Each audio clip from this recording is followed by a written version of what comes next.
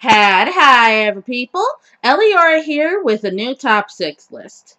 Now, if you came here expecting just more Pokemon goodness, I'm afraid I have to disappoint you, as I'm doing something a little different today. Now, over the years, people have asked me a lot, what sort of games do I play? What games do I like? And what genres do I like, etc. So, I figured, why not make a list of it? Today, I'm going to talk about my top 6 favorite video games of all time. Now, I'm not a hardcore gamer. I have no illusions about that. But I love me some good video games. So, here's the ones that have stayed with me over the years. Top 6 video games of all time. Number 6. Bejeweled. Wait, Bejeweled? What gives, Ellie? Yeah, well, it just so happens I love puzzle games like this, where you make matches until you run out of moves. There are a lot of them out there, but Bejeweled is easily my favorite, especially 3 with its Zen mode.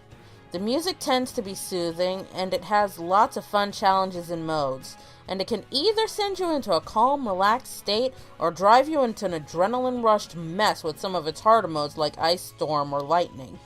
There isn't really much else I could say about this game except it's beautiful, relaxing, and my favorite puzzle game series. Number 5. Pokemon main series. Yeah, we all knew this was making the list. What can I say? I'm a Pokemon nerd through and through. Traveling through the various regions, capturing various creatures along the way, and raising them into a team of dear companions that stay by your side, all while fighting evil syndicates and their schemes? Yes, please! Every Pokemon main series game has this exact formula as its core, though each generation adds something new and interesting to the mechanics, with the latest in Generation 6 being Mega Evolution. Experimenting with the 720 Pokemon in existence to find your preferred teams is an addicting challenge that will have you running back over and over again, and there's always more coming with every generation. Now, I won't pretend the series is perfect. Yes, they managed to keep the games fresh by adding new mechanics, strategies, and creatures, but the core of the franchise has gone utterly unchanged from the days of Red and Green in Japan. It would be nice to have some other options for the games, like maybe becoming a Pokemon researcher, or becoming a coordinator as a viable option for your main focus. Still, Pokemon is pretty damn awesome, and I love it. Number 4. Avion series. Avion? What's Avion? Well, for those who don't know, it's an indie game series that's been around since about 2004 with Ahriman's Prophecy.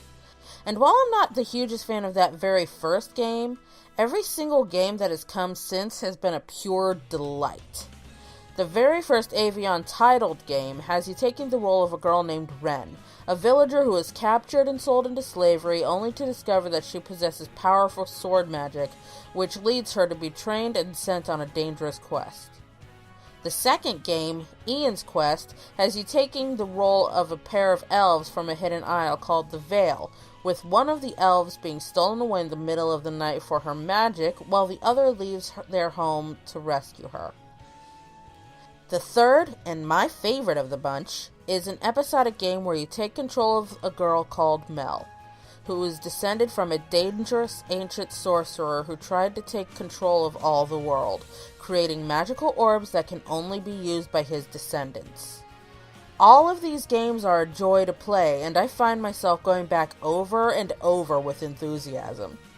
I highly recommend you give them a try if you enjoy indie games or RPG games in general. Number 3. Legend of Zelda series.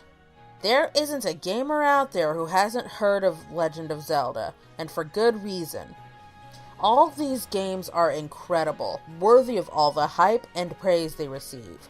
You take the role of Link, the incarnation of the Hylian legendary hero, to protect or save the world from various evil forces. Primarily, the threat is Ganon, but there have been several others that have stepped in as the main enemy. And that right there is one of my favorite things about the series. It doesn't have a solitary enemy every time. There's variety with the lands being explored, the enemies you fight, the abilities you gather, and so on.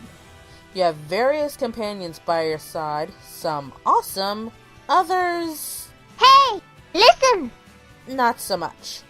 Regardless, I love the way the game progresses you. You don't level up, so to speak. You gather different equipment that allows you to overcome barriers that were previously impassable, and you gather extra life from fallen bosses or pieces of heart you collect along your journey. There are mini-games, side quests, secret dungeons, and just so much across such a successful franchise. I adore the Legend of Zelda series, and I'm eagerly awaiting the next installment. Number 2. Final Fantasy VII. A legendary JRPG, this game brought about so many changes in the gaming world. It helped popularize the RPG genre, and it raised graphical standards for gaming of its time. It also brought an incredible story, believable, relatable characters, and a massive world to explore. Final Fantasy VII was a gritty, dark game that stepped away from the medieval feel of its predecessors and brought us into a modern, technology-filled world that was deep and complex. I honestly cannot sing enough praises about this game. Final Fantasy VII is a game I owe much to. It's the very first RPG I ever played, and it helped lead me into gaming to begin with. It showed me a great deal about character and world building. It taught me about immersion and investment. And on top of all this game is just so much fun to play, it's ridiculous! I am a big fan of Final Fantasy in general, or at least prior to 11, but there is no other game in the franchise I have played more than this one, and only one other game in the world I have played more. And that game is... Number 1. Skies of Arcadia. Holy shiza. This game is incredible. It is a piece of gaming history that I feel is terribly underappreciated.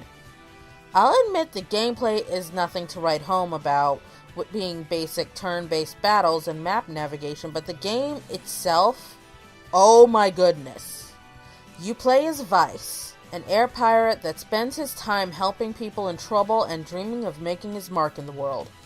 With his best friend Aika, a fiery gal with a lot of spirit and imagination, and the mysterious Fina, a young woman whose goals and agenda she guards carefully, you set off on an adventure I could never have imagined when I first played the game. When I first played this on Dreamcast with my 2 brothers and my sister, we loved having fun voicing the characters as we went along, making the story come alive for us and playing as a family. The story absorbs you. The characters are engaging and fun, the world is colorful, imaginative, and it feels alive. This game was a complete victory on every front. I am both sad and relieved there isn't a sequel to it. I'm sad because I just want more and more of this game and this world, but I'm relieved because they didn't attempt to overstretch it. They stopped at the perfect place to end the story because I quite frankly have no idea how they could possibly create a sequel after that ending. Incredible music, incredible graphics for its time, amazing characters, and a gorgeous world. Skies of Arcadia is my absolute favorite game of all time, and if you haven't played it yet, find some way to do so because it is a true pirate treasure to have. Thanks for watching today's video, and I will see you in the next one. And if you like this content, consider supporting me on Patreon.